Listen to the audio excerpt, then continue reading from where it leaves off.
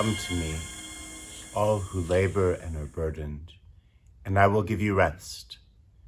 Take my yoke upon you and learn from me, for I am meek and humble of heart, and my yoke is easy, and my burden light. The Gospels are always throwing paradoxes at us, like light burdens. But there might be something that we don't fully appreciate about the yoke that makes this less of a paradox than it seems. I always think of a yoke as this instrument, probably a wooden board, that farmers could use to get labor out of their oxen or their donkey, a way to force animals to do work for us.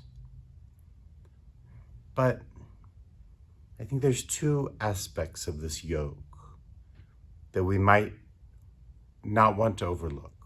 One, that the yoke was designed by the farmer to make the work as easy as possible, to most connect it to the life, the physique of the animal as possible, so that the animal would be able to work longer and easier.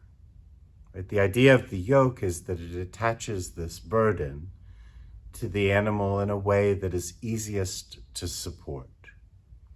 That's probably not enough to make us comfortable with taking on a yoke voluntarily when we would like to run free.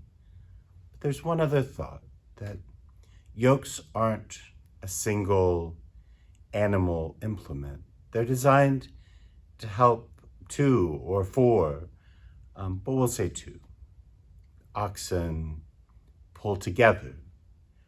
And that does a couple of things. One, it cuts the load in half.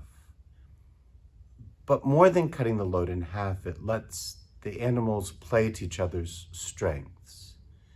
And so in a moment of weakness, the buggy, the plow will keep pulling, even if one of the animals rests a little. And when Jesus offers that we take on his yoke, maybe initially we're thinking he's the farmer at the back with the whip, cracking it over our heads so that we'll walk faster. But he's not. He's in the harness beside us, pulling with us. And he has the right to say, if you need to rest, I'll keep pulling for you.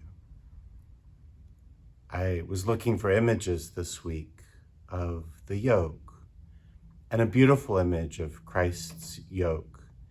It looked like the Station of the Cross as Jesus fell under the weight of the cross. Jesus holding onto the cross as the yoke that he's pulling with us as we also carry our crosses, but he carries the bulk of the weight.